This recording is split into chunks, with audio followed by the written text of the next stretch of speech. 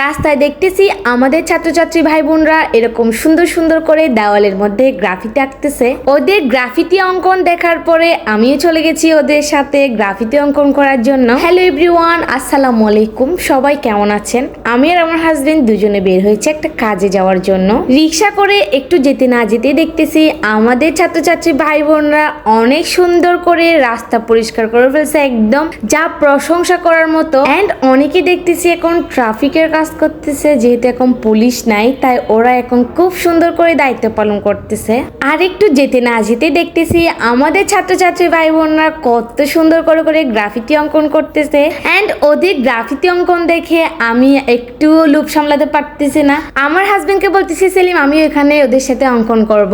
আমি ছোটবেলা থেকে অনেক ভালো অঙ্কন করতে পারতাম, কিন্তু প্র্যাকটিস না থাকার কারণে এখন অনেকটা কমে গেছে। কিন্তু আমার হাজবেন্ড আমাকে বলতেছে তুমি অঙ্কন করতে যেও না, কারণ তোমার কাপড়ে রং লেগে যাবে। যেহেতু আমি সাদা কাপড় পরে আসছি তাই আমাকে আমার হাজবেন্ড করতে দিচ্ছিল না, বাট আমি তারপরে জোর করে করলাম একটু করে। খুব ভালোই লাগলো ওদের সাথে এরকম অঙ্কন করে। আর আমি যেহেতু এখন অঙ্কন করতেছি তাই আমার হাজবেন্ডেরও অনেক বেশি মন চাচ্ছে না কি ও একটু অঙ্কন করবে গ্রাফিতি। এখন আমরা দুজন মিলে একটু করে গ্রাফিতি অঙ্কন করলাম। আর এখানে অনেক সুন্দর সুন্দর প্রতিবাদমূলক কথাগুলো ফুটিয়ে তুলেছে। আর আমরা এখন সবগুলো গ্রাফিতি দেখলাম, অনেক সুন্দর করে করে ওরা গ্রাফিতি অঙ্কন করেছে। এরপর আমরা দুজন চলে যাচ্ছি আরেকটা জায়গায় দেখার জন্য।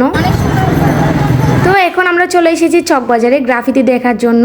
আসার পরে ওরা জিজ্ঞেস করতেছে আপু গ্রাফিতি কেমন হয়েছে। আমি বলতেছি অনেক সুন্দর হয়েছে তোমাদের অঙ্কন। সত্যি গাইস, প্রশংসা করার মতো করে ওরা অনেক সুন্দর করে গ্রাফিতি গুলো অঙ্কন করেছে। আর এই গ্রাফিতি গুলো যদি সরকারিভাবে অঙ্কন করা হতো তাহলে এখানে অনেক বেশি দুর্নীতি চলতো। কিন্তু দেখেন আমাদের ছাত্রছাত্রী ভাই বোনরা কত সুন্দর করে অনেক দূর পর্যন্ত গ্রাফিতি অঙ্কন করেছে। একদম দুপাশে রাস্তার দেওয়ালগুলো অনেক সুন্দর করে ফুটিয়ে তুলেছে ওরা। অনেক সুন্দর সুন্দর প্রতিবাদমূলক কথা দিয়ে রাস্তার দেওয়ালগুলো এখন পরিপূর্ণ হয়ে গেছে। আর এখানে শহীদ আবু সাইদ, মুগ্ধ এবং আমাদের চট্টগ্রামের শহীদ ওয়াসিম সহ সবারই স্মৃতি তুলে ধরা হয়েছে। অনেক কষ্ট লাগে আসলে কিভাবে এরকম তাজা প্রাণগুলো ঝরে গেছে এটা ভাবলে। অনেক শহীদের রক্তের বিনিময়ে আজকের এই স্বাধীনতাটা আমরা পেয়েছি।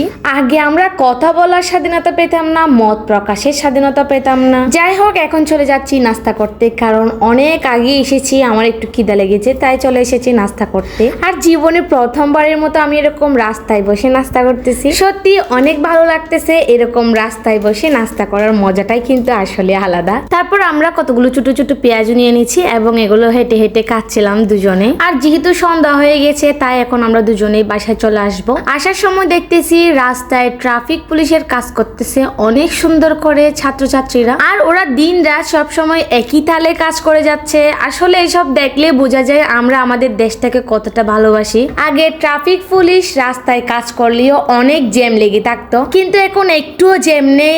অনেক আরামসে মানুষ শান্তিতে একদম চলাফেরা করতেছে। সবকিছুর জন্য ছাত্রছাত্রীদেরকে জানাই অনেক অনেক বেশি স্যালুট। আজকের মতো এখানেই বিদায় নিচ্ছি। আসসালামু আলাইকুম ওয়া রাহমাতুল্লাহ।